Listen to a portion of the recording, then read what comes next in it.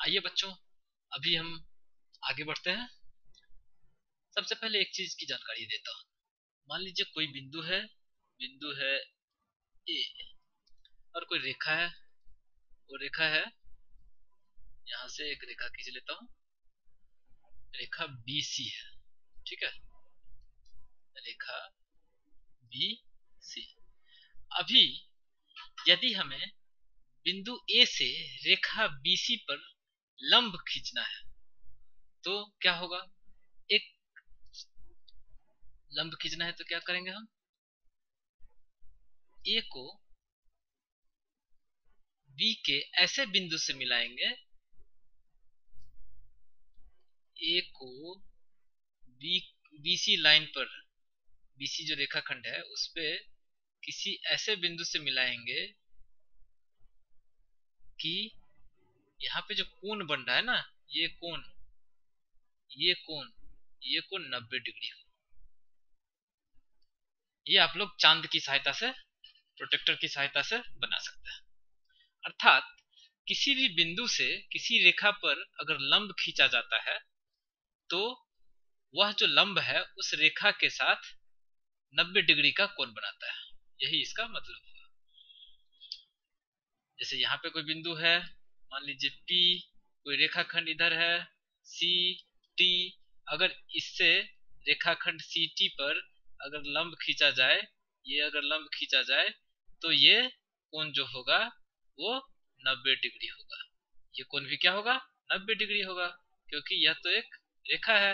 ये टोटल कोण 180 होगा, ये 90 होगा तो ये भी 90 होगा।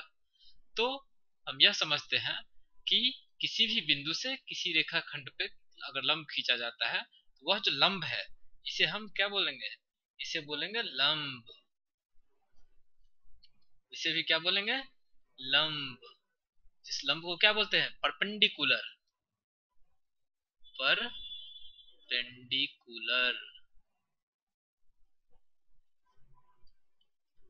अगर पॉइंट ए से लाइन बीसी पर परपेंडिकुलर ड्रॉ किया जाता है तो यह जो परपेंडिकुलर लाइन है इसको मान लेते हैं D, line A D line BC के साथ 90 डिग्री एंगल बनाएगा। 90 डिग्री का मतलब होता है समकोण बनाएगा, ठीक है, राइट एंगल बनाएगा।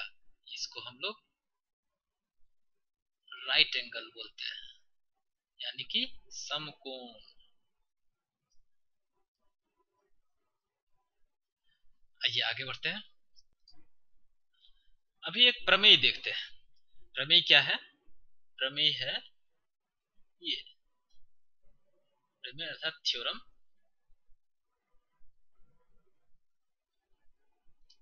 थ्योरम क्या है, वृत्त के केंद्र से एक जीवा पर डाला गया लंब जीवा को समद्विभाजित करता है। वृत्त के केंद्र से उसके किसी जीवा पर डाला गया लंब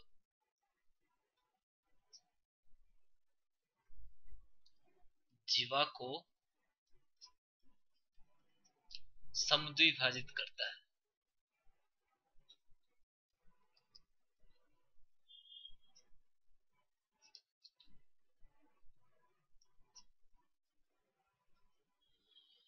वृत्त है, वृत्त के केंद्र से वृत्त बना के समझा देता हूं प्रॉब्लम को। प्रॉब्लम में क्या बोल रहा है, अगर ये वृत्त है,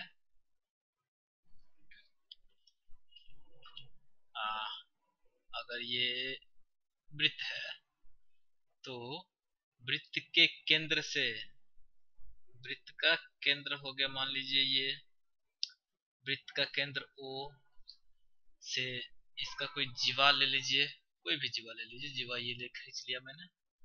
मान लीजिए ये जीवा है ए बी, इस केंद्र, इस बिंदु O से जीवा AB पर खींचा गया लंब, इस पे लंब खींच देते हैं। इससे इस पे लंब खींच दिया हमने, ये लंब हो गया। लंब है तो क्या होगा, यह कोण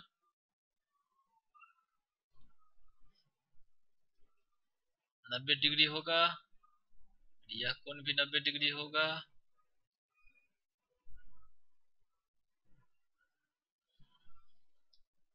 तो यह सिद्ध करना है कि यह जो लंब है इस जीवा को समद्विभाजित करता है। अगर यह बिंदु डी है, सी है, तो AC और CB बराबर होगा, ये बराबर इसके, यही हमें सिद्ध करना है। आइए अब सिद्ध करने की कोशिश करते हैं। फिर से हम एक वृत्त खींच लेते हैं। पहले यहाँ पे एक वृत्त बना लेता हूँ। एक वृत्त बना लिया हमने। इस वृत्त का केंद्र है यहाँ पे, केंद्र को नाम दे देते हैं O। अब इसका एक जीवा भी खींच लेते हैं। मान लीजिए आपका जीवा हो गया ये जीवा, जीवा O, ये A और B, और केंद्र O से यह जीवा AB पर एक लंब खींच देते हैं, एक लंब भी खींच देते हैं।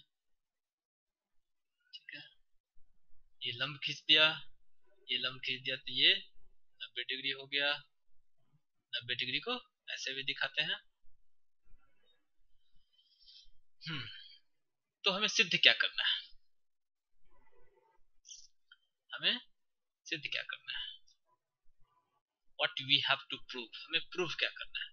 यहाँ पे लिख लेते हैं टू प्रूव। टू प्रूव क्या है, AB, ये इसको अगर हम C मान लेते हैं तो AC इक्वल टू CB, यही हमें प्रूव करनी है। अब हम क्या करते हैं देखते हैं। अब हम बिंदु O को A से मिला देते हैं और बिंदु O को B से मिला देते हैं, केंद्र को A और केंद्र को B से मिला देते हैं। ऐसा हम क्यों कर रहे हैं, यहाँ पे आप कैसे सिद्ध कर सकते हैं कि AC और CB बराबर है। यदि हम दो त्रिभुज बनाकर दोनों की सर्वांग समता सिद्ध कर दें, दोनों सर्वांग सम सिद्ध कर दें, तो दोनों के जो संगत अंग होंगे वो बराबर होंगे, सर्वांग सम होंगे। तो उस स्थिति में हम ये सिद्ध कर पाएंगे कि AC बराबर CB है। तो इसलिए हम पहले दो ट्रायंगल, दो त्रिभुज बनाने की कोशिश करते हैं। उसके लिए क्या करते हैं हम, उसके लिए इसको केंद्र को A से मिला देते हैं और केंद्र को फिर B से मिला देते हैं। मिला दिए। अब देखिए, अब हमारे पास दो त्रिभुज बन गया, एक हो गया त्रिभुज OAC और एक त्रिभुज हो गया त्रिभुज OBC। तो आगे बढ़ते हैं। त्रिभुज OAC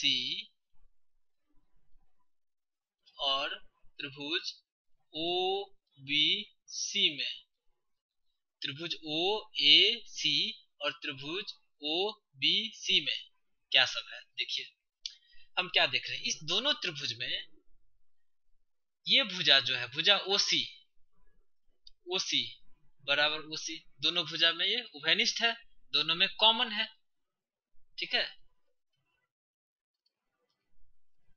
उभयनिष्ठ है, उभयनिष्ठ भुजाएं अर्थात कॉमन साइड्स, इसको अंग्रेजी में लिख सकते हैं कॉमन साइड। उभयनिष्ठ भुजाएं नहीं, उभयनिष्ठ भुजा होगा। और क्या है, OA और OB क्या है, ये तो वृत्त की त्रिज्याएं हैं और त्रिज्याएं सभी बराबर होती है। इसलिए OA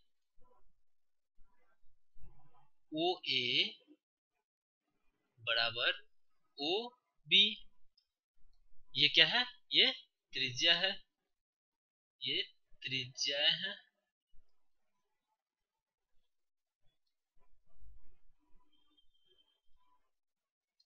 और देखिए कोण ओ ए सी, कोण ओ ए सी बराबर है कोण ओ सी बी के, कोण ओ सी बी के, क्योंकि ओ सी जो है ए बी पर लंब है ना, तो यह कोण और यह कोण दोनों 90 डिग्री होगा, तो दोनों बराबर भी होगा, इसलिए कोण ओ ए सी कोण ओ सी बी दोनों बराबर होंगे किसके, 90 डिग्री के।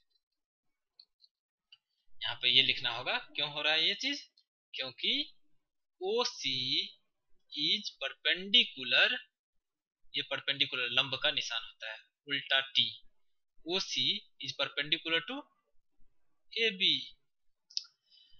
अभी हम क्या देखें, इस त्रिभुज में त्रिभुज ओ सी ए और त्रिभुज ओ बी सी में क्या हो रहा है, त्रिभुज ओ ए सी और त्रिभुज ओ बी सी में एक भुजा ओ सी बराबर है ओ सी के, क्योंकि दोनों में कॉमन है ये, एक दूसरी भुजा ओ ए इसके त्रिभुज ओ बी सी के दूसरी भुजा ओ बी के बराबर है, दोनों त्रिज्याएं हैं, और एक कोण भी आपस में बराबर है। तो क्या देख रहे हैं, साइड साइड एंगल से दोनों त्रिभुज जो है वो सर्वांगसम है।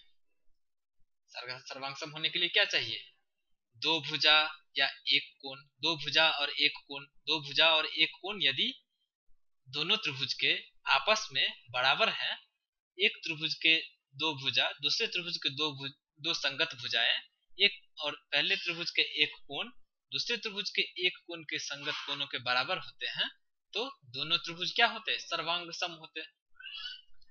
तो इसलिए हम लिखेंगे, इसलिए ट्रायंगल ओ ए सी क्या होगा, सर्वांग सम होगा, कॉन्ग्रुएंट होगा किसके, ट्रायंगल ओ बी सी के। तो क्या हो जाएगा, देयरफॉर इसके संगत भुजाएं बराबर होंगी, इसलिए इसके संगत भुजाएं बराबर होंगी, ए सी किसके बराबर होगा, बी सी के। यही हमें प्रूफ करना था, हमने प्रूफ कर लिया।